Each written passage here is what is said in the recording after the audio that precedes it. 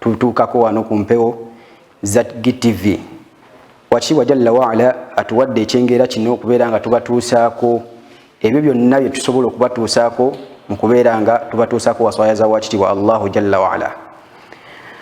Ikhwata al-iman, abooluganda mu kukkiriza, amannya Ssanga Musa Sulaiman nga nsinzira okuva mu kibiina kya Daaru Tawhid wa Sunna Hijja and Umrah Services, kisangibwa na Lukolongo ku Market Plaza.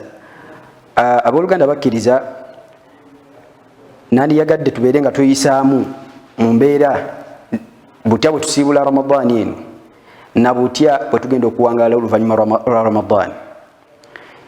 Faya ikhwata al-iman, abooluganda bakkiriza, fa inni usiikum wa nafsi bitaqwa Allahi ta'ala. القائل في محكم تنزيله يوم تجد كل نفس ما عملت من خير محضرا وما عملت من سوء تود لو أن بينها وبينه بعيدا ويحذركم الله نفسه والله رؤوف بالعباد. أبولغانا بكريزا مبالاملا okubeera nga tutya Allahu jalla waala era nga nange nkiramira omwoyo gwange. Allahu jalla waala yatugamba mu kitabo kye ekyekitiibwa yawma tajidu kullu nafsin ma amilat min khairin muhdara. Omwanadamu agenda kujja ku lunaku olwo Allahu jalla waala lwe tumanyi obulungi nti Allahu jalla waala omwanadamu agenda kujja nga yamuteekerateekera emirimu gye era ajja asangawo emirimu gye emirungi. Wama amilat min suu, n'emirimu gye emibi gye yakola gye yaseereramu n'abeera nga akola, tawaddu law anna bainaha wa bainahu amadan baida, ajja kwegomba ng'emirimu gino gyasanzeewo emibi gibeere nga giyina distance mpanvu nnyo ku ye okubeera nga tegimutuukako. Wa yuhadhirukum Allahu nafsahu, Allahu jalla waala kennyini yatwewoningira nga tuwawoninga eyo, wallahu raufun bil ibad. Ekituufu kiri nti Allahu jalla waala musaasiza eri ebitonde bye. Ikhwata al-iman, abooluganda bakkiriza, ha nahnu nuwaddi'u Ramadan.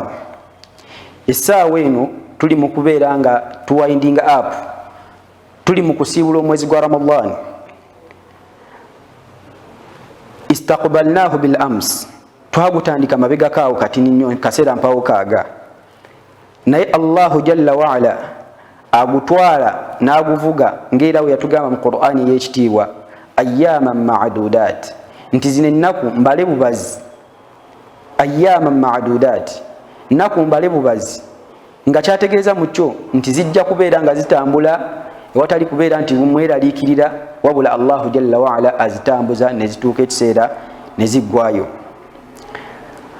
Laqad halla alayna Ramadan, Allahu jalla waala yatufuulira omwezi gwa Ramadaani guno nga dhaifan karima, mugenyi wa kitiibwa, wa yughadiruna, era agenda kama jaana nga we yatujjira. Wa hadhihi sunnatullah, eyo nkola ya wakitiibwa Allahu jalla waala fil kawn, mu nsi muno. Shahrun yaji wa shahrun yadhhab, omwezi gujja ate omwezi ne gumala ne gukola ki, ne gugenda. Era wa hakadha dunya, yentambula Allahu jalla waala gye yateekateekamu obulamu bw'ensi eno. So nabwe kityo naqif, tuyimiremu kaseera katini lahwatan, naqif lahwatan, tuyimiremu kaseera katini nnyo.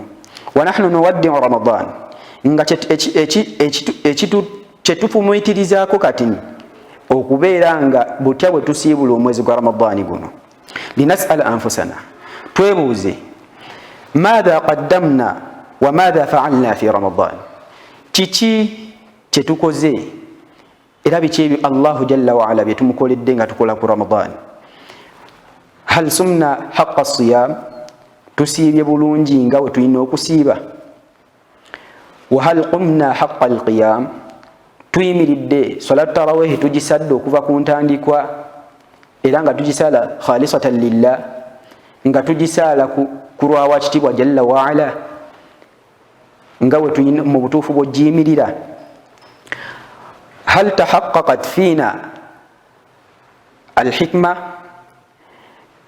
ekyekusifu, ekigambo ekyekusifu mu mbeera y'okubeera nti tuyimirira ne tusiiba kizze mu bwennyini bw'ebifuba byaffe, kizze mu bifuba byaffe mu bwennyini bwakyo. Ala wa hiya kalimatu la'allakum tattaqun, nga kye kigambo Allahu jalla wa ala kyatugamba nti la'allakum tattaqun ila nihayatul aya. Ku nkomekerero ya aya nga Allah wakireeta atuleeta nti la'allakum tattaqun, ng'ekigendererwa kya kubeera nga tusiiba kubeera nga tufunamu taqwa. Hal zadat ta'atuna fi Ramadan, obugonvu bwaffe mu maaso ga wakitiibwa Allahu jalla wa ala bweyongedde? Am annahu marra alayna wa nahnu la'ibun, oba ebiseera bitambudde ne bitambula ne bituyitako nga tuli muzannya buki, tuli muzannya buzannya. Yaqulu nabi sallallahu alayhi wa sallama, ombaka Muhammadin sallallahu alayhi wa sallama atugamba, raghima anfu rajulin, ennyindo y'omuntu erwale kookolo, dakhala alayhi Ramadan, omwezi gwa Ramadani guzze ne gumusangawo, thumma nsalakh, oluvannyuma ne gugenda, qabla an yaghfira lahu, ng'ate tasonyiddwa mu mwezi ogwo. Hadithu jagisanga mu kitabu kya Imam Tirmidhi ne Ahmad. Naye kyebuuzibwa mu byonna, fahal nahnu min alladhina raghimat anufuhum, tuli mu abo Allahu omubaka sallallahu alayhi wa sallam be yasabira okubeera nga balwala kookolo ennyindo zaabwe? Am min alladhina sa'idat ayyamuhum birahmatillah, oba tuli mu abo Allah be yabeera nga asaasira ennaku zaabwe ne zibeera nga ziramuse mu Ramadani muno ku lw'okusaasira kwe? Am nahnu min alladhina gharrahum tulul amal, oba tubadde mu abo abadde balina essuubi eddene nti Ramadani ekyaliyo, nja kukola, nja kuyimirira, nja kusiiba, nja kusaala, era tarawiya nja gisaala, Qur'ani tubeera twewa essuubi nga tuli mu abo. Ekibuuzo kiri nti tuli mu abo ababadde beewa essuubi okubeera nga Ramadani eno etambudde okuva we yatandikira mpaka kati, ng'omuntu tasomyeyo kitundu mu Qur'ani, nga tasomyeyo tayimiriddeko swalatu tarawih n'agimalako na imaamu, oba okusiiba kwennyini ng'akoleddemu ebyembyone. Era omumanyi omu atugamba mu bigambo byowano mu bufunda bwabyo, yagamba nti ya man biduniyahu ishtaghal, owange gwe alabankanyizibwa edduniya, ayina edduniya gwefudde bize, wa gharrahu tulul amal, n'obeera nga essuubi likuvuga speedi, almautu yati baghtatan, mazima ddala okufa nno kwe kuba kujja kibwatukira, walqabru sunduqul amal, ate kabuli eno gye tugenda oyingiramu fenna entunuulidde naawe ekutunuulidde, sunduqul amal, munnaayo eyo bokisi ya mirimu, maka ga mirimu ogayingira ng'osigaddeyo gwe n'emirimu gyo. Ahbabana, abagalwa bange abalungi, laqad akramana Allahu bishahri Ramadan, Allahu jalla wa ala yatuwa ekitiibwa n'omwezi guno ogwa Ramadan, yatusitula n'omwezi guno ogwa Ramadan, bi an dhaifu fihi al-ujur, kubeera nga Allah atukubisizaamu empeera, kubanga tukimanyi nti gwe mwezi ogusinga obulungi mu myezi gyonna. Wa huwa fursatun litadarug ma fatana min al-a'mal as-salihah, nga ku kyo kyonna kye tuba tuliko Allahu jalla wa ala tuwadde chance ey'okubeera nga tugattawo n'emirimu egyo emirungi egibadde nga gisobola okubeera nga gituyiseeko mu myezi emirala gyonna. Walaqad tafaddala Allahu alayna wa akramana fi Ramadan, era Allahu jalla wa ala abeera nga atusitula ku nsonga efaanana bw'eti, n'atuwa ekitiibwa mu mwezi guno ogwa Ramadan. Naye kyebuuzibwa mu byo, fahal ightanamnahu kama yambaghi, ekituufu kiri nti omwezi guno tugukozesezza nga bwe kyetaagisa, tugukozesezza nga bwe kyetaagisa. Ekituufu ffenna tukimanyi bulungi nti omwezi guno engeri gye guli gwa Ramadani nga gwa ttendo gwa kitiibwa, abanadamu bangi abaguganyulwamu nnyo, bakoleramu emirimu Allahu jalla wa ala gyasiima khalisatan lillah, nga bagikola ku lwa kitiibwa Allahu jalla wa ala. Wa min al-a'mal, ejirimu n'emirimu egyo egikolebwamu tujja kutunuulira nti mulimu qira'atul Qur'an, mulimu abantu abasoma Qur'an, wa fi kulli yawm nga mu buli lunaku lahu wird ng'omuntu oyo alina ekigero kye kyakola kyasomera kyekakasaako nga ye newabaayo oli omulala nga ye mugayaavu wa huwa murtahun fi hatha shahr ng'alina emirembe mingi mu mwezi guno teyeetaaga kumanya biddako wabula alina agoba kimu nti mwezi gwa Ramadani kusiiba paka omwezi we guggwako. Tuuba litaibina fi Ramadan, beesiimye nnyo abeenenyeza mwezi guno kubanga Allahu jalla waala asonyiyiramu nnyo abantu bangi, ajjamu abantu bangi ensingo zaabwe mu muliro ogwa jahannam. Wa tuuba lil abidina fi Ramadan, abasinza Allahu jalla waala mu Ramadani ababadde nga bakoze kaweefuba okubeera nga basinza jalla waala mu lusinzo olw'enjawulo beesiimye nnyo. Wa hani'an liman aqbala ala ta'ati llah fi Ramadan, ayozebwa oyo omuntu yenna afubye okubeera nga agondera wa kitiibwa jalla waala mu mwezi guno. Wal khusratu kullu al khusra, bannaye loose egenda kuba nnene nnyo ku muntu oyo nga lam yastathmiru hadha ash-shahr, nga talina kyagobolodde mu mwezi guno, toyina mulimu gwokoze gwoyinza kutakaddama nagwo mu maaso ga wakitiibwa jalla waala, ng'emirimu gyonna ogigayaaliriddemu, si swalaatu tarawih, si kusiiba, si kubeera ng'oyimirizawo as-salawaatu al-mafruuda mu jamaa, si kubeera ng'olagira obulungi, si kubeera ng'ozizo empisa embi, wabula nga byonna obigayaaliriddemu mu butuufu bw'okugayaala. Naye faqad la yudrikuhu marratan ukhra, omwezi guno guyinza obutakusangawo. Bangi mu bannaffe tubalabyeko, twali nabo omwezi nga tegunnatandika Allahu jalla waala n'abajjulula ne tubateekayo. Kiri kitya kuffe abaliwo nga Allah akusanzizzaawo Ramadan ate n'ogigayaaliriramu? Faman lam yatube, omuntu nga teyeenenyezza fi hadha ash-shahr, mu mwezi guno, mata yatubu, ogenda kwenenya ddi? Obanga teweenenyezza mu mwezi guno ogenda kwenenya ddi?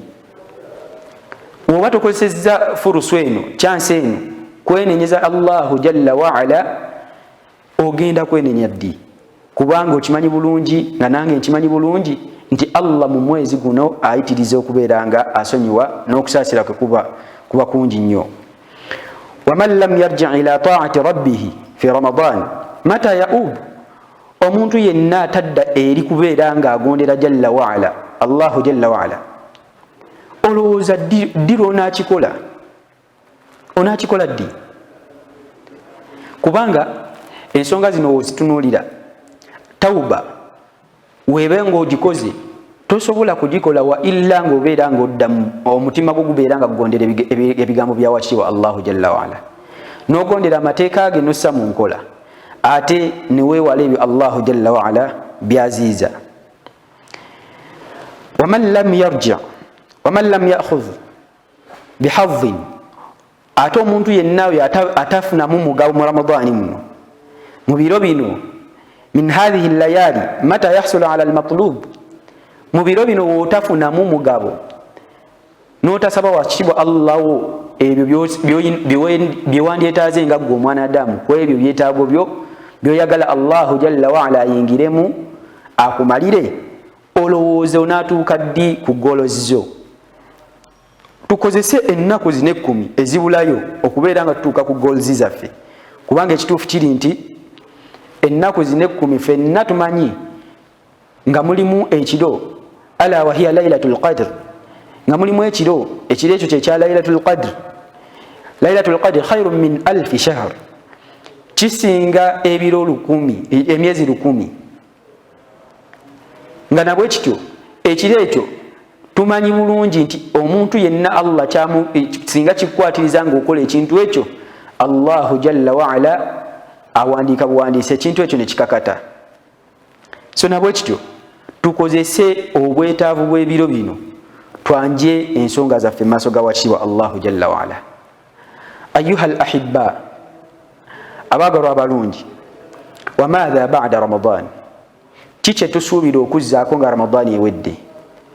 Hal naudu ila ma kunna alayhi min ma'asin, tugenda kudda ku bye twali tukola emabegako mu byembyone mu kwonoona.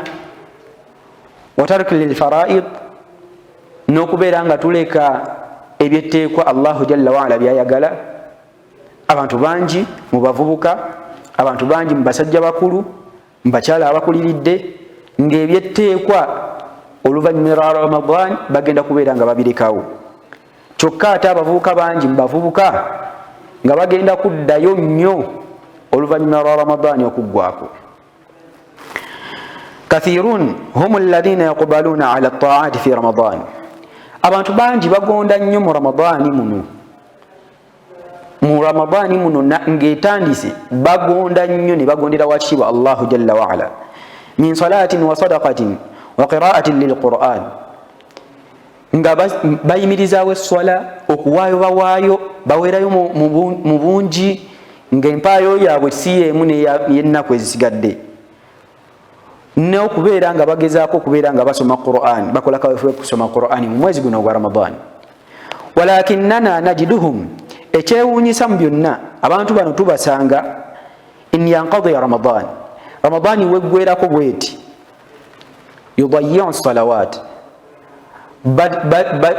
basuulawo esswala ez'obwetteeka, ate nga zezisingira ddala okubeera nga z'amakulu. Omwanadamu teyandigwanye kubeera nga azireka. Nolaba omwanadamu mu Ramadani abadde n'alwanisa nafsi ye, n'asaala esswala 5 n'azimalayo, n'atendinga ne tarawih, era mu nnaku zino 10 ng'akola ne kaweefube okubeera ng'agenda mu tahajjudi ku mizikiti egiba gisaaziza tahajjudi. Naye ate ekyewuunyisa n'ebimu ku bikwasa ennaku ennyingi ennyo, kubeera ng'omwanadamu ono oluvannyuma lwa salaatul Eid nga tumaze omwezi gwa Ramadan, omwanadamu ono addayo ku mbeera ye. Wahabisu al amwal, Allahu jalla wa ala agerera abanadamu bano tebakoma ku kyakubeera nga baleka swala zokka. Wahabisu al amwali wa yahjuru al Qur'an, basenguka Qur'ani ne balabankanyizibwa emaali, ng'oli fokasi ye yonna aganzizeeyo ku bizinesi, nga ne bwe baziina tasobola kugamba nti kansuke wano wendi ngende nkole ki, tendereze ow'ekitiibwa jalla wa ala nkomewo. N'abeera nga alabankanyizibwa emaali, n'abeera nga asenguka ekitabo kya wakitibwa Allahu jalla wa ala. Saagala twerabire nti Allah subhanahu wa ta'ala yatugamba mu Qur'ani, omubaka Muhammadin sallallahu alayhi wa sallam agenda kujja ku lunaku lw'enkomerero. Wa qala ar-rasul, agambe ya rabbi inna qawmi ittakhadhu hadha al-Qur'ana mahjura. Ay Allah wange omulezi wange, inna qawmi ittakhadhu hadha al-Qur'ana mahjura, mazima ddala ekibiina kyange kyafuula Qur'ani eno ekisengukirwa. Naye kiri kitya ng'oli mu abo abaweebwako obujulizi, ng'akuwaako obujulizi ye mubaka Muhammadin sallallahu alayhi wa sallam, ng'akulumiriza nti wasenguka Qur'ani ey'ekitiibwa, just mu kaseera mpaawo kaagala oluvannyuma lwa Ramadan gwe n'ogiviirako ddala, ng'amateeka gaayo geekugamba toyagala kumanya, ate n'otakomaoko nti ku mateeka gaayo, wabula nga ne byekuziiza byonna okola bukozi toyagala kumanya. Kati nno wa'audu kathiruna ila ma kanu alayhi, abantu bangi baddayo mu mbeera zaabwe ze baali baliko. Naye al-Mawla azza wa jalla yuridu, Allahu jalla wa ala kyatwagalamu, yuridu minna an nabqa ba'da Ramadan kama kunna fi Ramadan, nga kyatwagalamu Allah jalla wa ala okubeera nga tuterawo omwezi guno. Jukira twagambye hikma erimu mu mwezi guno, la'allakum tattaqun, kubeera nga twesinza Allahu azza wa jalla, tubeere nga tumutya mu butuufu bw'okubeera nga tumutya, tukole bye yatulagira, ate tubeere nga tweziizaako ebyo bye yatuziiza. So nabwe kityo nga goolo esinga okubeera ennene Allahu jalla wa ala gyatwagalamu oluvannyuma lwa Ramadan, kubeera nga tusigala nga bwe tubadde mu Ramadan. Omwanadamu ono amanye nti enjala webadde ennuma wali essaawa eno kanneerumye, mbeere nga bye mbadde neerekereza mu mwezi gwa Ramadan mu bibi, mu byonoono, mberenga nsigala ndi ku mulamwa gwe nnyini mberenga sigenda sirumbagana mateeka ga wakitiibwa Allahu jalla wa ala. فالله شرع لنا رمضان لتحقيق التقوى. الله yatuterawo omwezi gwa Ramadani guno kubeera nga akakasa ekigambo ky'okubeera nga tumutya Allahu jalla wa ala. Ekigendererwa kye mu byo taqwa, kubeera nga tutya Allahu jalla wa ala, nti omwezi we guggwerako omwana Adamu ono ajja kuba ayize nnyo ng'alina ky'ayize. Walakin naye kaifa nuwaddi'u Ramadan, omwezi guno tugenda gusiibula tutya? Hal nuwaddi'uhu bilbuka'i wannahib, omwezi guno tuyinza gusiibula n'amaziga? Kalla, nedda. Bal nuwaddi'uhu bittaa'a, tugusiibula na bugonvu. Kama staqbalnaahu, nga we twagwaniriza. Ekituufu twagwaniriza. Omwezi guno buli we gujja mu bulamu bwaffe Allah n'akuyamba ne gukusangawo, olaba abaana Adamu nga yastaqbiluna Ramadani bittaa'a, nga babeera nga baaniriza omwezi guno n'obugonvu obw'ekitalo ennyo, nga tekirolera mwana Adamu kubeera ng'awaayo ebiseera bye bingi okubaako kyagattako mu busiraamu bwe mu mwezi guno ogw'ekitiibwa. Naye kimu ku byewuunyisa, oluvannyuma lwa Ramadani abaana Adamu babeera nga bava ku mulamwa ne babeera nga bakola ebirala. Nuwaddi'uhu bishukurillah, omwezi guno tugusiibula n'okwebaza wakitiibwa Allah ala an nti Allahu jalla wa ala ballaghnahu iyyah, Allahu jalla wa ala yatutuusa mu mwezi guno era ne tugusiiba. Nuwaddi'uhu bil azmi ala an yabqa ma'ana siyam fi nufusina, tugusiibula omwezi guno kukubeera nga tusigazaawo ekyokusiiba mu myoyo gyaffe, tubeere nga tetujjaawo kusiiba mu myoyo gyaffe.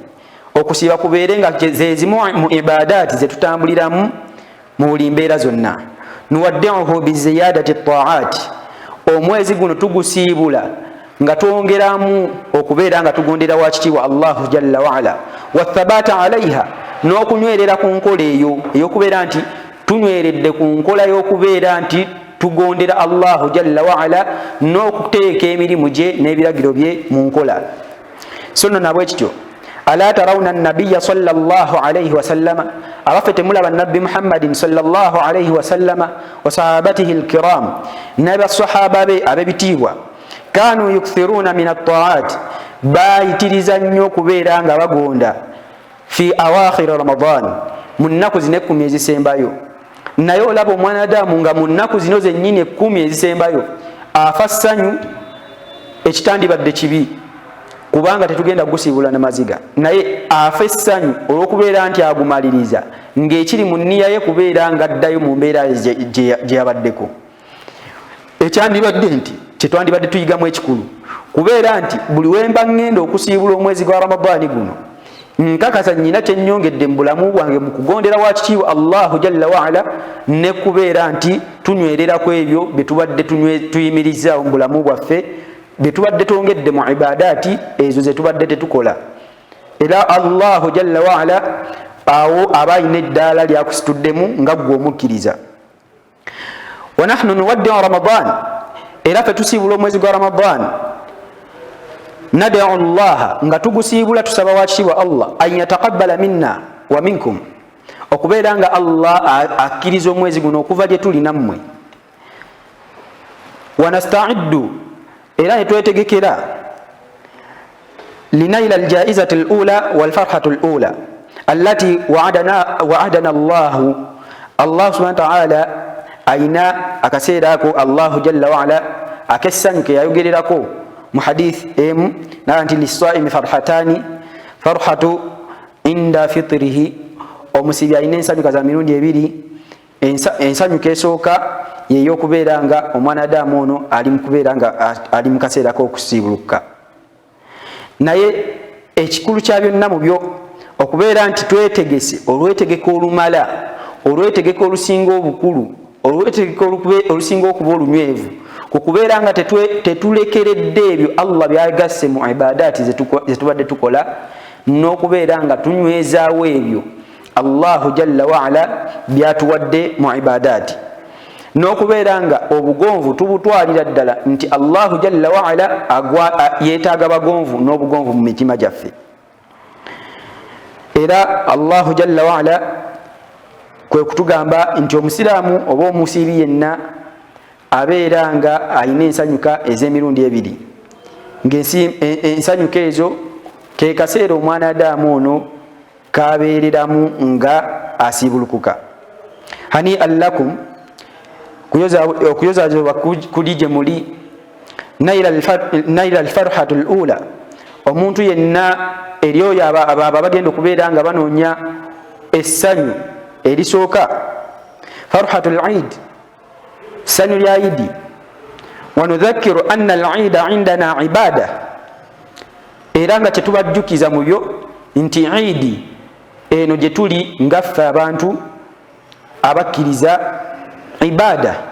Idi gye tuli ibada, nga ibada eyo fa a'yaduna ya'ti ba'da al-ibada, ensanyuka zaffe oba ebijaguzo byaffe ngaffe abakkiriza abasiraamu gye tuli bwe biba bijja bitandika na ibada, bivaayo oluvannyuma lwa ibadati ze tukola.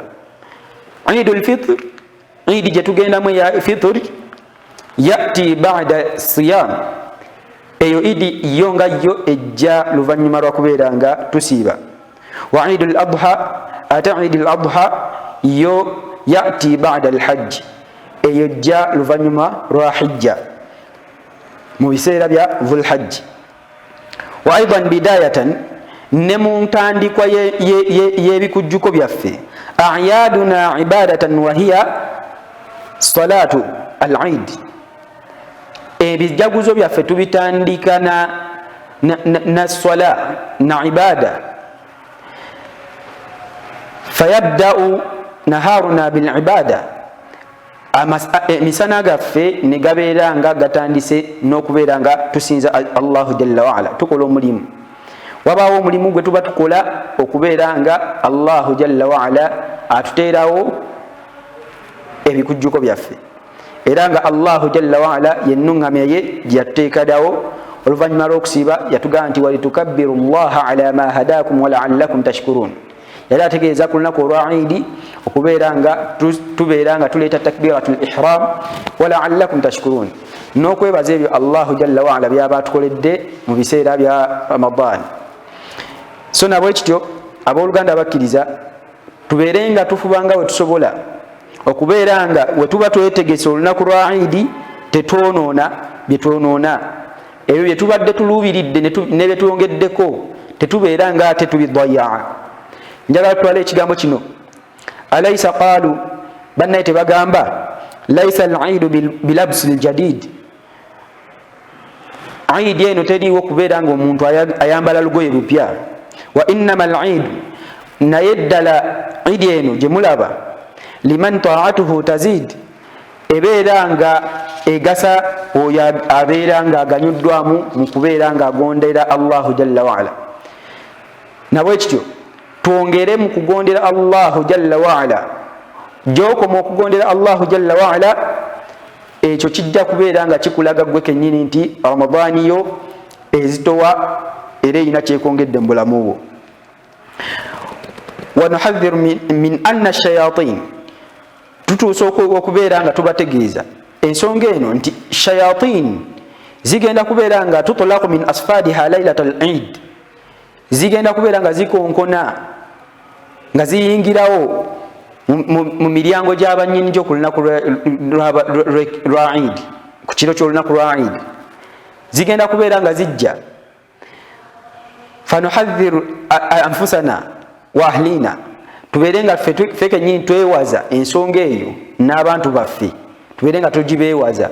Min an nakhtima amalana as-salih, nga tumala omulimu gwaffe omulungi Allah gwe tumukoledde ogw'okusiiba n'emirimu emirala gyonna gye tukoze mu mwezi guno ogwa Ramadan, bimuharramati nartakibuha, nga twewala okubeera nga tukola ebyo Allah bye yatuziiza bye tuyinza okwebagala fil a'yad, mu nnaku ez'ebikujjuko. Min ikhtilaati muharram, ebyo Allah byeyabeera nga atuziiza, walahwi muharram, n'ebyo Allah bye yatuziiza mu bitabike, walahwi muharram, n'ebyo Allah bye twandibadde nga tuwummuliramu oba tusanyukiramu naye nga biri haramu. Wama huwa ashaddu min dhalika wal'iyadhu billah.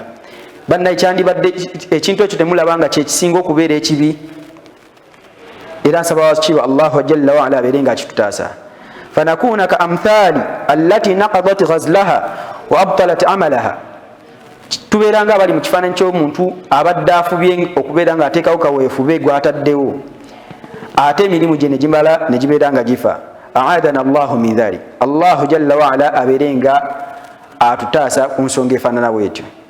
Nabwekyo abooluganda bakkiriza, mbalaamira okubeera nga tukola ekisoboka okubeera nga tuyimirizaawo emyoyo gyaffe, tugikake, tugivuge ku mbeera Allahu jalla wa ala gy'agyagalamu. Embeera wakitiibwa Allahu jalla wa ala gy'agyagalamu yeeyo yennyini embeera ebaddewo ng'oli mu Ramadan. Ekyo kyoyongeddeko mu mwezi guno ogwa Ramadan, Allahu jalla wa ala agendereramu kubeera nga obeere nga yempangaala y'omubulamu. So nabwe kityo kyensaba era nga Allahu jalla wa ala kyeyandiyagadde omwana Adamu ono abeere nga akola ekisoboka kiwangaalire mu bulamu bwe, kwe kubeerera ddala nga tutuukiriza ebyo Allah byayagala n'okwongeramu obugonvu mu mirimu gya wakitiibwa Allahu jalla wa ala gy'atwetaaza. Abooluganda bakkiriza, emirimu gya wakitiibwa Allahu jalla wa ala gy'atwetaaza, okusookera ddala tusooke tubeere nga tunywezaawo faraid, emirimu Allah gye yatukakasaako egy'obwetteekwa. Emirimu gy'obwetteekwa gino mikulu nnyo omwana Adamu okuva mu Ramadani muno ng'aginywezezaawo. Abavuka eyo gye muli, esswala tuleme zigayaalira oluvannyuma lwa Ramadani. Tunywezeewo esswala zaffe oluvannyuma lwa Ramadani, zibeere nga zigenda mu maaso mustamirran fi hayatina. Tuzinyweze zibeere nga zitambulira ddala mu bulamu bwaffe nga tetuzizza mabega. Esswala zaffe tubeere nga tuzirabirira bulungi olulabirira. Obugonvu bwe tubadde twolesa mu Ramadani, emirimu gye tubadde tunywezezaawo mu Ramadani ka sadaqaati ng'okuwaayo, ekyo tetubeera nga tukisuulirayo gwa naggamba. N'emirimu gye tubadde tubeera nga tukola mu biseera bya Ramadani ng'okusoma Qur'an, ekyo nakyo tulina okufuba okulaba nti tukola emirimu egyo oluvannyuma lwa Ramadani, gisigale nga gitambula, kubanga oba okola kusiimisa wakitiibwa Allahu jalla wa ala, so si kusiimisa baana Adamu babeera nga bakulaba.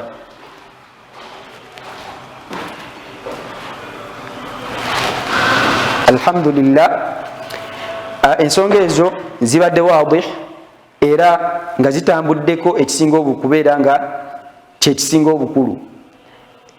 Mu kyo ebigendererwa byazo Allahu jalla wa ala kyatwagaza tukirabye era nga tukirabidde ddala nti kyekisinga obukulu okubeera nga twetegeka kino byonna ebeera nga training omwana Adamu ono gy'ayinza oyiyitamu n'abeera nga atuuka ng'alina obukugu mu nsonga eyo. Ensonga eno Allahu jalla wa ala atwagalamu taqwa, era taqwa eno gy'atwagalamu kwe kubeera nga tusiibe omwezi gwa Ramadan nga tetuleseeyo ebyo Allahu jalla wa ala byatulagira n'okwongera mirimu egyo egyandibadde nga mu biseera ebirala tugigayaalirira. Kyokka ate oluvannyuma lwa Ramadan tekyandibadde kya buntu bulamu mwana Adamu kubeera nga alina byabadde akola mu Ramadani nga bya sunna n'abeera nga ate abyejjako okubeera nga takyabirabamu makulu. Ensonga yonna endala gye twatunuulidde, gye twataddeko ennyesiro ery'amaanyi, ab'ebitiibwa tetulina okumanya nti essaawa yonna okufa kukutuukako, ekitaliiko kubeera nga tugamba nti gundi agenda kugenda bwairuti yeetegeke, wabula almautu yati baghtatan, okufa kututuukako kibwatukira. Wakati mu kubeera nga okufa kututuukako kibwatukira, Allahu jalla wa ala kikyatwagalamu, atwagalamu okubeera nga tunywezaawo okubeera nga emirimu gitambula nga tetugayalidde ibadaati ez'emirimu. Emirimu egyo gyonna Allahu jalla wa ala gy'obadde omukolera ku lulwe, kakasa nti osigala ogikola mpaka Allahu jalla wa ala waakusiima. Ab'ebitiibwa, okusiimisa Allahu jalla wa ala ne tulekayo okusiimisa ebitonde byonna kyekyandibadde nga kisinga okubeera nga omuntu ayina buli kimu naye nga akolera abantu kubeera nga bamulaba. Ekisinga obukulu kubeera nga tusaba nnyo wa kitiibwa Allahu jalla wa ala akkirize omwezi gwaffe gwe tusiibye, akkirize emirimu gyaffe gye tusiibye, era atugondeze egyo emyezi egigenda okubeera nga giddako, tukoleremu byonna bye tubadde tukolera mu Ramadani. Kubanga bwe tugayaala ne tubeera nga tulese ebyo tubadde tukola mu Ramadani, kiba kituzze emabega obunafu buba bw'amaanyi nnyo obwo bwe tuba tutaddewo. Naye ate kuba kweyongerako ddaala, tuba tulinnye eddaala ly'amaanyi nnyo okubeera nga omwana Adamu ayongerako kwegyo emirimu gy'abadde akola mu Ramadani n'abeera nga atambula nagyo paka mu Ramadani eddako. Ekirala kye sijja kulekayo bakubiriza, mbakubiriza okubeera nga omwezi gwa Ramadani guno oluggwa obeere ng'osaba. Yali nkola y'abasahaba ng'omwezi oluggwa basaba wakitiibwa Allahu jalla wa ala okumala emyezi 6 akkirize Ramadani yaabwe. Kyokka oluvannyuma lw'emyezi egyo 6 ne basaba emyezi emirala 6 Allah abatuuse mu Ramadani. Eyo nno sunna twandibadde tugyenywezaako, enkola eyo twandigyenywezezzaako, kubanga ekituufu kiri nti omwezi gwa Ramadani guno Allah okubeera nga akukkiriza okuva mu Ramadani ila Ramadani, okusiiba omwezi gwa Ramadani okutuuka ku Ramadani, Allahu jalla wa ala akusonyiwa amazambi go singa obeera nga weewaza ebinene ebikolwa eby'amazambi ebinene. So nabwe kityo tubeere nga tusaba Allahu jalla wa ala akkirize omwezi gwaffe ogwa Ramadani okutuukira ddala mu myezi egitambuliriddeko, era tusabe Allahu jalla wa ala abeere nga atuyingiza mu mwezi omulala. Emirimu gyonna gye tubadde tukoleramu tuwangaale nagyo hatta ila Ramadani alqabil, paka ku mwezi gwa Ramadani ogunaaba gujjaawo maaso. Saba wakitiibwa Allahu jalla wa ala atunywezeeko embeera y'okubeera nga emirimu gye tuwangadde nagyo tetugirekerera, era atunywezeeko takuwa, atuwe takuwa mujjo kubeera nga tugikola ku lulwe. Abooluganda abakkiriza, wakati mu kubeera nga tuyitamu n'okujjukiza n'okubeera nga tusamalayizinga ku ekyo kye twejjukanyiza nakyo, nti tulabyemu mu nnyiriri ezigamba nti tuuba litaibin, beesiimye abeenenya. Butya nga mu nnaku zino 10 oli ku kimu kyakubeera nga wenenza Allahu jalla wa ala, kubeera nga Allahu jalla wa ala akusaasira olusaasiro olw'enjawulo. Amazambi ge twebagadde, ge neebagadde ne ge weebagadde ogamanyi, omanyi agago mmanyi agange. Buli omu amanyi obuzito bwe mu maaso ga wakitiibwa Allah, nti singa kino ne kino ngero baka Muhammadin sallallahu alaihi wasallam yatugamba nti hasibu anfusakum kabla an tuhasabu, mwebale balimu nga Allah tannababala. Kati wewe balabalamu ogenda okulaba nga ddala oyitawo. So nabwe kityo ennaku zino 10 tubeere nga tufubanga we tusobola okubeera nga tuzimalayo nga tusaba Allahu jalla wa ala okubeera nga atusonyiwa. Ago gandibadde magezi agettunzi, kubeera nga tusaba Allahu jalla wa ala abeere nga atusonyiwa ku byonna bye tubadde tumusobya. Omuntu yenna ava mu mwezi guno ogwa Ramadani n'abeera nga asigadde nga munywevu ku ebyo byabadde alina, ogenda kuba ogobolodde n'amaanyi. Bizinesi gy'olina teri mugagga akuvuganya, kubanga olina eddaala ly'oyongedde ku bukkiriza bwo ekitali ku bantu bonna, nti Allahu jalla wa ala agenda kubeera nti abawa ekyo Allah ky'abakuwadde. So nabwe kityo eddaala eryo ly'oba otuuseeko, fuba okulaba nga oli maintaininga paka mu mwezi ogwa Ramadani oguddako.